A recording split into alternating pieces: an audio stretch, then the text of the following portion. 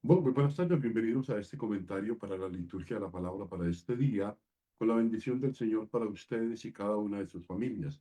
Hoy un poquitico en retardo nuestra transmisión de la homilía, algunas ocupaciones durante la jornada. Bueno, seguimos este camino cuaresmal y hemos venido diciendo algo importante que yo creo que es una clave en la que cada cada propuesta de la pedagogía dentro del camino que nos ofrece la palabra para la vivencia de la cuaresma y para la preparación consciente y fructífera de la Pascua quiere tocar aspectos muy concretos en los que todos fallamos. Yo creo que el tema del fallo humano, la perfectibilidad humana, es algo que está siempre presente en el proyecto de la vida. O sea, no es un proyecto hecho, construido, es un proyecto permanentemente puesto en modificación, en cambios, y cada día tenemos que ver qué es lo que la palabra de Dios nos va proponiendo, ¿no?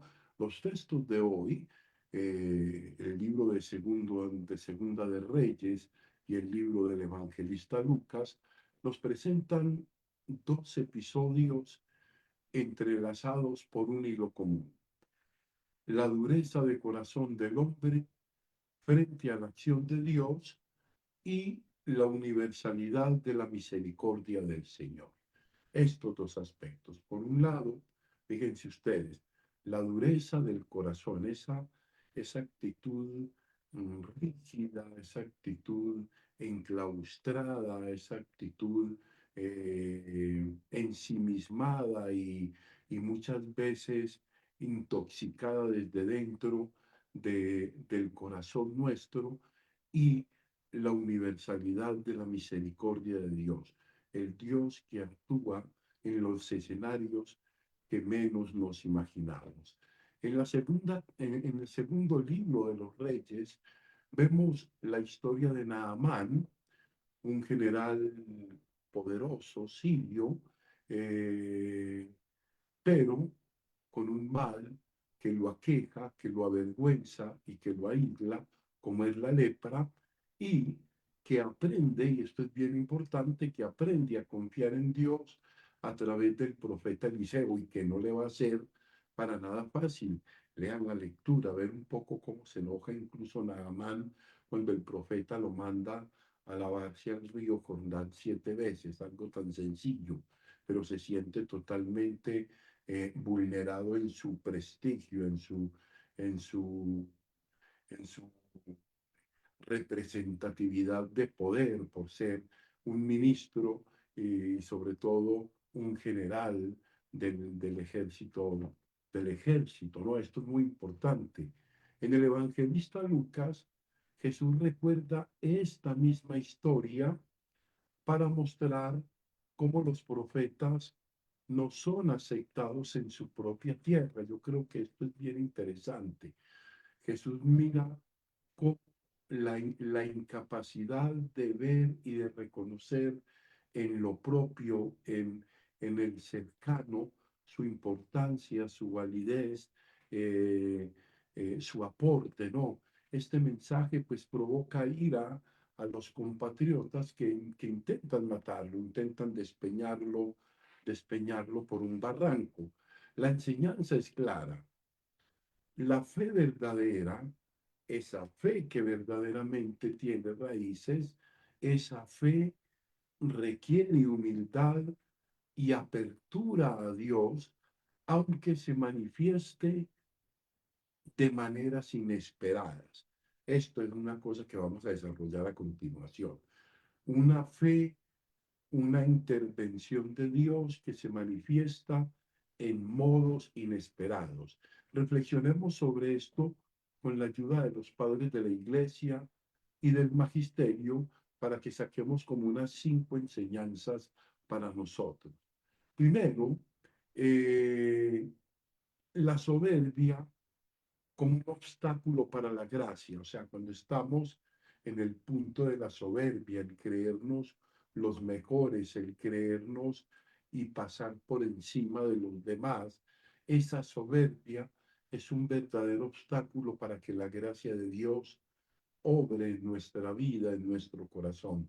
San Agustín enseña, esto es bien interesante, Dios no quiere llenar sino vasos vacíos, ¿no? O sea, cuando viertes algo en un vaso lleno, ¿qué pasa? Lo desperdicias, ¿no? O sea, Dios no llena sino a los humildes, a los que se han vaciado de su propia soberbia, autosuficiencia, de su propia altivez.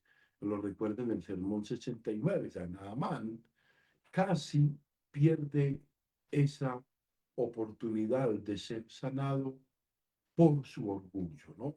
O sea, él esperaba algo espectacular, o sea, no el sencillo gesto de lavarse en el Jordán, él esperaba algo mucho más complicado. Del mismo modo, también fijémonos, los nazarenos, estos compatriotas de Jesús, no le aceptaron, ¿por qué? Porque ellos esperaban un Mesías glorioso, un Mesías majestuoso, con signos portentosos, ¿no? O sea, no al hijo del carpintero, de María, el nieto de Joaquín y de Ana, para que lo llamemos de una manera así muy familiar. Es que era tan familiar que decían, pero ¿qué va a poder ser este el Mesías? Y esto lo cegaba precisamente a no ver quién era el Señor, ¿no? Para nuestra vida, o sea, no dejemos que nuestras expectativas, a veces muy pretenciosas, limiten la acción de Dios. O sea, aceptemos su voluntad con humildad, aunque nos desconcierte. Esto es bien interesante, aunque nos desconcierte. Segundo, la fe se prueba en la obediencia. Hay una fe que se ajusta desde la experiencia de la obediencia. San Juan Crisóstomo, seguimos con los padres de la iglesia, San Juan Crisóstomo decía, no debemos examinar los mandatos de Dios con nuestra razón, sino obedecer con la fe. Eso me envía al Evangelio de Mateo. O sea, Naamán se sanó solo cuando obedeció a Eliseo, aunque al principio dudó, o sea, puso una racionalidad, puso un cuestionamiento, eh, puso algo de su razón allí, de que lo quiso enredar, ¿no? Que lo puso a dudar. Los nazarenos, en cambio, no aceptaron, no integraron el mensaje de Cristo y se cerraron a su gracia porque solamente no fueron capaces de dar el paso de verlo como el enviado de Dios, como el Mesías, ¿no?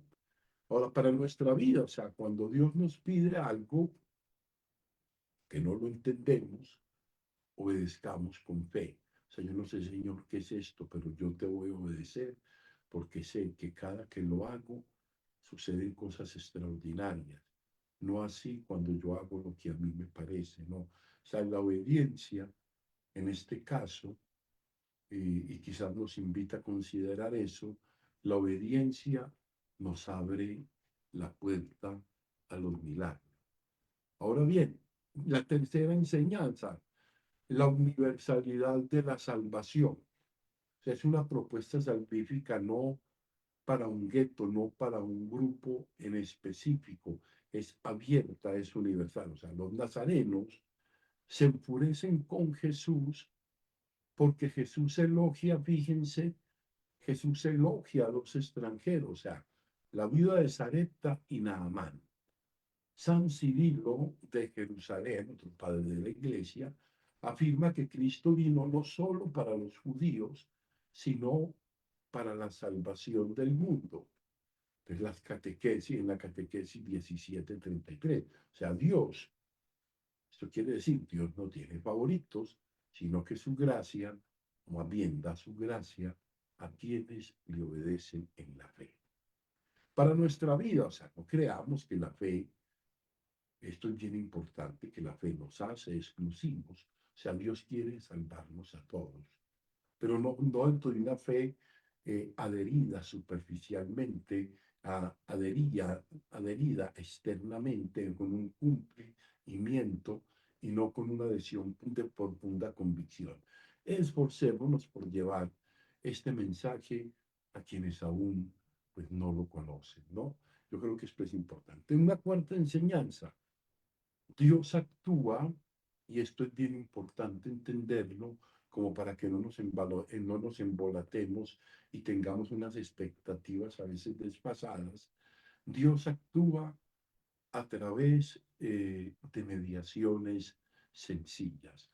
Santo Tomás de Aquino explica que Dios obra a través de causas segundas para que el hombre participe de su providencia.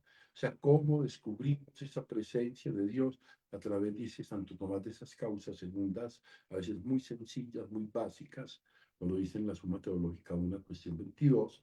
Naaman quería, fíjense que la pretensión de Naaman al inicio, creía y esperaba una curación extraordinaria, milagrosa, fuera de lo común. Pero no, Dios hizo uso del agua del Jordán, de algo tan sencillo. Igualmente Jesús se presenta ante los nazarenos como quién, como un hombre común, y por eso este pueblo no le reconoce, no le reconoce, ¿no? Para nuestra vida, ¿cómo? Que no despreciemos esos modos ordinarios por los que Dios obra los sacramentos, la dirección espiritual, la oración sencilla. Allí está su gracia a través de la palabra de las personas que encontramos en el camino. Dios acontece en el acontecer de la vida y de muchas cosas sencillas que a veces nosotros no vemos porque estamos demasiado ensimismados, ¿no? Y quinto y último, la persecución de alguna manera aparece como un signo de la verdad, ¿no? O sea, Jesús, como los profetas antes que él, es rechazado y perseguido. San Ignacio de Antioquía nos recuerda que el que sigue a Cristo verdaderamente tiende a ser odiado por el mundo, ¿no? Si lo dice en la carta a los romanos de San Ignacio de Antioquía. O sea, si Jesús sufrió rechazo por decir la verdad, nosotros también lo experimentamos. Cuando tenemos una actitud coherente, donde nos toca hablar para poner en claro la posición de la vida cristiana, fíjense ustedes, muchas veces experimentamos el rechazo, experimentamos el aislamiento, ¿no? Y para nuestra vida, algo sencillo, no temamos la crítica, ¿no? Ni el rechazo cuando defendemos la verdad cristiana.